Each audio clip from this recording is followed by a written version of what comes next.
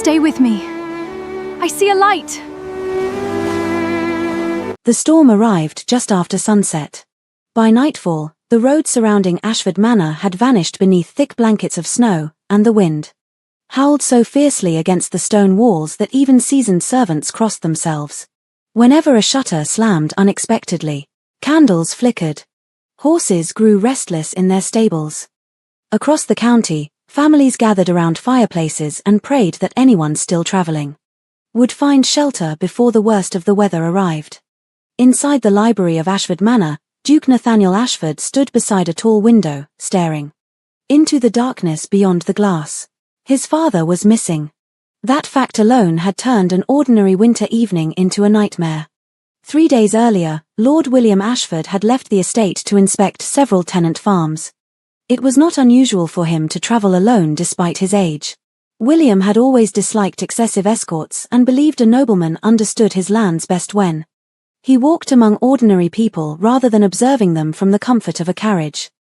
Normally, he would have returned before sunset. Now the storm had arrived, and there was still no sign of him. Nathaniel lowered his gaze toward the courtyard below, where stable hands prepared another search party despite the worsening weather. His jaw tightened. The older he became, the more he resembled his father, but there was one important difference between them. William trusted people easily, Nathaniel did not. Years of managing the estate had taught him that good intentions often led to disappointment. People lied. They exaggerated. They took advantage of kindness whenever possible. Even those closest to him sometimes seemed more interested in the title of Duke than the man who carried it. Yet William never lost faith in people. And now that faith might have gotten him killed. A knock interrupted his thoughts. "Your Grace." The steward entered, snow covering his shoulders. "We've searched the northern road. Nothing." Outside, the storm continued to rage. And somewhere beyond it, his 70-year-old father remained alone. Unlike the Duke, however, she had no time to stand beside windows and worry. She was too busy trying to remain upright. The wind nearly pushed her off the road twice as she made the journey home from Ashford Manor. Her shift had ended long after sunset, and by the time she left the servants' entrance, the snow was already knee-deep in places. Eleanor pulled her shawl tighter around her shoulders and kept walking. Life had never been particularly kind to her. At 24, she possessed no fortune, no influential relatives, and no prospects beyond her position as a maid. Her parents had died years earlier, leaving her only a small cottage and enough debt to teach her caution with every coin she earned. Still, she considered herself fortunate. She had work. She had a roof. And she had learned long ago that bitterness never made difficult days easier. A sudden shape beside the road caught her attention. At first, she assumed it was a fallen branch. Then she saw movement. Someone was lying in the snow. Her heart immediately sank. The figure barely appeared human beneath the ice gathering across his coat. Without hesitation, she rushed forward. An elderly man, unconscious, freezing, and completely alone. For a brief moment, common sense urged her to continue toward the village and seek help. Then she looked at the old man's face. By the time help arrived, it would be too late. No one else was coming. If she left him there, he would die. So Eleanor did the only thing she could. She tried to save him. By the end, both of them were exhausted. Eleanor's arms burned from effort. Her boots were soaked. Her cheeks stung from the cold. Yet somehow she managed to drag, support, and half carry the old man through the storm. When they finally reached the cottage, she almost collapsed herself. The elderly stranger regained consciousness several hours later. The first thing he noticed was warmth. The second was the young woman asleep in a chair beside the fire. Her head rested awkwardly against the wooden backrest. One hand still held a damp cloth she had clearly been using to lower his fever. The old man stared quietly. No one had cared for him like this since his late wife passed away. And this young woman did not even know his name. "You're feeling better." I wasn't aware that was an option. Instead, it became the beginning of an unexpected friendship. The storm trapped William in the cottage for 3 more days. 3 days that changed how he viewed Eleanor entirely. He noticed everything. The way she carefully stretched every meal. The way she repaired old clothing rather than buying new garments. The way she spoke kindly to neighbors despite carrying burdens of her own. But what impressed him most happened on the second day. A widow from the next farm arrived asking for help. Her son had fallen ill. The physician required payment she couldn't afford. Without hesitation, Eleanor opened a small wooden box hidden beneath her bed. Inside lay nearly all the money she had saved over the previous month. William watched in silence as she handed half of it away. After the widow left, he could not hide his surprise. "You needed that money." "So does she." "Then I suppose I'll worry about that later." Most wealthy nobles he knew would have spent an hour discussing charity. This young maid simply practiced it. As they walked through the village after the weather improved, William noticed a woman glaring openly at Eleanor. Hawthorne, the senior housekeeper at Ashford Manor. She stopped directly in front of Eleanor. "I hear you've missed several days of work." Convenient situation. Some people seem to forget their place the moment they're given a little freedom. "I'll return tomorrow." Only after they had gone several yards did he speak. "Because arguing would accomplish nothing. That woman treats you unfairly. Many people do. It doesn't mean I have to become like them." The young woman who rescued him was unlike anyone he had met in years, not because she was extraordinary. Because she remained kind despite having every reason not to be. And that, he suspected, was far rarer. Nathaniel himself crossed the entrance hall faster than dignity normally allowed. For several moments, father and son simply looked at one another. Then Nathaniel embraced him. A rare gesture. And one that revealed more affection than either man would ever admit aloud. "You nearly gave the entire estate a heart attack." Then I apologized to the estate. For nearly 2 hours, he spoke about Eleanor Carter, the storm, the cottage, the money she gave away. The insults she endured, the kindness she showed others, the refusal to accept payment. The more he spoke, the quieter Nathaniel became. Eventually, he set down his wine glass. "You're unusually impressed." "I am." Yet tonight, the old man seemed unable to stop talking about a maid. A maid Nathaniel vaguely remembered seeing somewhere among the staff. "Perhaps you should meet her." The matter should have occupied his attention completely. Instead, he found himself thinking about Eleanor Carter. The woman who had saved his father's life. The woman who apparently gave away money she couldn't spare. The woman his father respected enough to spend an entire evening praising. By late afternoon, he finally spotted her. She stood near the servants' courtyard carrying a basket of linens. At that exact moment, Mrs. Hawthorne was scolding her in front of several other maids. Nathaniel couldn't hear every word, but he saw enough. Eleanor lowered her head respectfully while the older woman continued speaking harshly. Then something unexpected happened. One of the younger maids accidentally dropped a stack of folded sheets. Immediately, Eleanor bent down to help her. Not because anyone asked, not because anyone noticed. Simply because she saw someone struggling. Nathaniel watched the small interaction. And for reasons he couldn't explain, he remained standing there long after the moment passed. For the first time, he found himself wondering whether his father might be right. And as Eleanor disappeared through the courtyard doorway, Nathaniel Ashford realized he wanted to know much more about the woman who had saved a stranger during a storm. Over the following weeks, Nathaniel Ashford discovered that curiosity could become a surprisingly persistent thing. At first, he told himself that his interest in Eleanor Carter was entirely reasonable. The woman had saved his father's life. Any decent son would want to know more about someone who had shown such courage and kindness during a dangerous winter storm. Yet the more often he crossed paths with her, the less convincing that explanation became. Eleanor was unlike anyone he had expected. She never lingered near important guests in hopes of being noticed. When members of the household spoke to her kindly, when others treated her poorly, she simply continued with her work. There was a quiet steadiness about her that Nathaniel found increasingly difficult to ignore.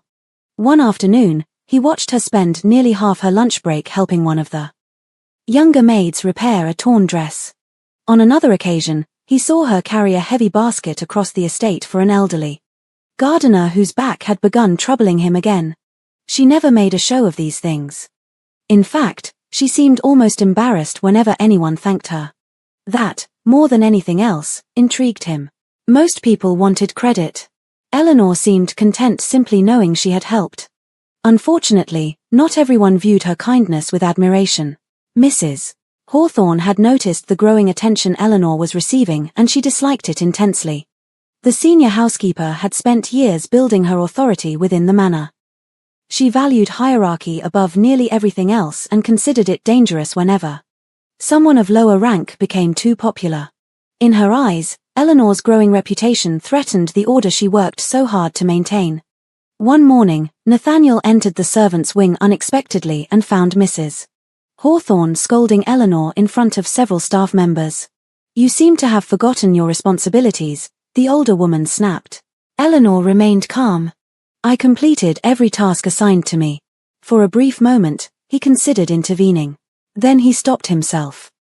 Not because Eleanor deserved the treatment, but because he wanted to understand how she handled adversity. The answer came immediately. Eleanor did not argue, did not cry, did not attempt to embarrass Mrs. Hawthorne in return. Instead, she simply said. The response left the housekeeper looking strangely dissatisfied. Nathaniel found himself smiling despite the situation.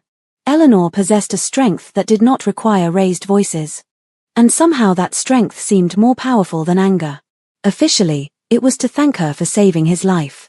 Unofficially, he enjoyed her company. For years, most conversations within noble circles had begun sounding exactly alike. The same concerns, the same gossip, the same endless discussions about status, inheritance, and social expectations. Eleanor rarely discussed any of those things. Instead, she spoke about books, village life, children she had helped teach to read, and amusing stories from the estate. Her presence brought a warmth that William had not realized he missed. Nathaniel often joined these conversations. At first, their interactions remained formal, then comfortable, then something else. One rainy afternoon, the three of them sat near the library fireplace discussing travel. William had fallen asleep halfway through the conversation, leaving Nathaniel and Eleanor alone. Neither noticed immediately. They were too busy arguing. "I still think you're wrong," Eleanor said. Nathaniel raised an eyebrow. "About what?" He leaned back in his chair. "That narrows things down considerably. You always expect the worst from everyone. And you expect the best. Someone has to." Nathaniel thought about it long after the conversation ended. Because perhaps she was right. Somewhere along the way, he had become so focused on protecting himself from disappointment that he had stopped expecting goodness altogether. Eleanor still believed it existed. And somehow, despite everything she had endured, she had not been proven wrong. Nathaniel's mother had observed the situation quietly for several weeks before finally deciding she had seen enough. One evening, she requested a private conversation with her son. Nathaniel immediately knew where the discussion was heading. "You spend a great deal of time with Miss Carter. I suspected this was coming. I am not questioning her character. She may very well be an excellent young woman. Even so, there are realities that cannot be ignored. The same arguments noble families had repeated for centuries, Mother. But I am not discussing marriage." The Dowager Duchess watched him carefully. That single response told her far more than she wanted to know. Because for the first time, Nathaniel had not dismissed the possibility. And that frightened her. Everything changed during the spring ball. It was the largest social event Ashford Manor hosted each year. Nobles arrived from neighboring counties, musicians filled the ballroom with music. And every corner of the estate buzzed with activity. Eleanor had no intention of attending. As a servant, she expected to spend the evening working. William Ashford had other ideas. Before she could protest, he arranged for her to join the event as an honored guest. The decision caused considerable discomfort among certain members of society. Mrs. Hawthorne nearly fainted. The Dowager Duchess looked less than pleased, but William ignored both reactions completely. That evening, Eleanor entered the ballroom wearing a simple pale blue gown borrowed from one of the seamstresses. Compared to the elaborate jewels surrounding her, she looked almost modest. Yet Nathaniel found himself unable to look anywhere else. The realization unsettled him. Because this was no longer curiosity, nor admiration, nor gratitude. It was something deeper. Something far more dangerous. He was falling in love. A valuable sapphire bracelet belonging to Lady Pembroke suddenly disappeared. Within minutes, whispers spread throughout the ballroom. Servants searched the rooms. Guests exchanged suspicious glances. Then someone made a suggestion. A terrible suggestion. The bracelet had last been seen near the servants' corridor. And one servant apparently had been observed nearby, Eleanor Carter. Nathaniel immediately felt a cold knot form in his stomach. The accusation was absurd. Yet reason rarely matters when wealthy people are frightened. Mrs. Hawthorne was the first to speak. I always warned that familiarity creates problems. Because she understood exactly what was happening. Someone needed a convenient suspect. And she was the easiest target. The room grew increasingly uncomfortable. Several guests already seemed convinced of her guilt. The Dowager Duchess remained silent. Nathaniel was preparing to step forward. Then another voice interrupted. A familiar voice. A powerful one. If any of you intend to accuse Miss Carter of theft. Lord William Ashford had entered the ballroom. His expression was colder than anyone had seen in years. Then you should first explain why the woman who saved my life would suddenly decide to steal a bracelet. I owe this young woman my life. And if any of you believe her capable of such behavior, then I suggest you know very little about character. At that exact moment a flustered servant rushed into the ballroom. The missing bracelet had been found, it had never been stolen. Lady Pembroke had accidentally left it inside a dressing. A wave of embarrassment spread across the hall. Several guests looked away. Mrs. Hawthorne turned pale. Nathaniel looked toward Eleanor. For a brief moment their eyes met across the crowded ballroom. And for the first time he realized something important. The woman standing before him deserved far better than the way this world treated her. More importantly, he wanted to be the man who gave her that better future. The days following the spring ball should have been some of the happiest Eleanor Carter had experienced in years. Instead they became some of the most difficult. Although the accusation had been proven false, the memory of it lingered. People greeted her more politely now. Servants who once overlooked her suddenly seemed eager to speak with her. Guests who had doubted her innocence smiled whenever they crossed paths, yet Eleanor knew the truth. The respect she received now had little to do with her. It came from Lord William Ashford, from his influence, from his public defense. And while she was grateful, she found something deeply unsettling about how quickly people's opinions had changed. Nathaniel noticed the change in her almost immediately. She smiled less, spoke less. And whenever he attempted conversation, there was a sadness in her eyes that had not been there before. One afternoon, he found her alone in the rose garden behind the manor. The spring flowers had finally begun to bloom. Their bright colors should have made the scene cheerful. Instead, Eleanor looked lost in thought. Nathaniel sat beside her on a stone bench. For a while, neither spoke. Then Eleanor broke the silence. Do you ever wonder how many people truly mean what they say? What brought that on? The ball. A week ago, most of those people believed I was a thief. They were wrong.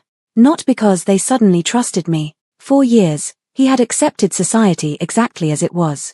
Now, through Eleanor's eyes, he was beginning to see how unfair it could be. And the more he saw, the more he disliked it. Unlike her husband and son, she had spent her entire life navigating the strict expectations of noble society. She understood how quickly rumors spread, how vicious people could become. How a single decision could affect generations of a family. And despite everything Eleanor had done, she remained convinced that her son deserved someone from his own world. One evening, she requested a private meeting with Eleanor. The invitation alone made Eleanor nervous. The Dowager Duchess rarely spoke with servants unless absolutely necessary. The conversation began politely. Tea was served. Pleasantries were exchanged. Then the older woman finally addressed the reason for the meeting. You care for my husband. Very much. For a moment, she looked tired rather than stern. Yet something in Eleanor's chest tightened immediately. Because she knew what was coming. The Duchess continued. My concern is not your character. You have become important to this family. Then came the sentence Eleanor would remember for years. That is precisely why I believe it would be best if you left Ashford Manor. For several seconds, Eleanor could not speak. The Duchess pressed on. You deserve a peaceful life. The Duchess was too dignified to insult her directly. too intelligent to make threats. But the message remained the same: you do not belong here. When Eleanor finally left the room, she walked through the corridors of Ashford Manor, feeling strangely calm, not because she was unhurt, because part of her had always expected this moment. 3 days later, Eleanor handed in her resignation. The announcement shocked nearly everyone. William was furious. Nathaniel was devastated. The Dowager Duchess said nothing. Officially, Eleanor claimed she wanted to spend more time in the village. No one believed her. Especially Nathaniel. He confronted her the very evening he learned the news. They met near the same rose garden where they had shared so many conversations. "You are leaving because of my mother. You should have told me."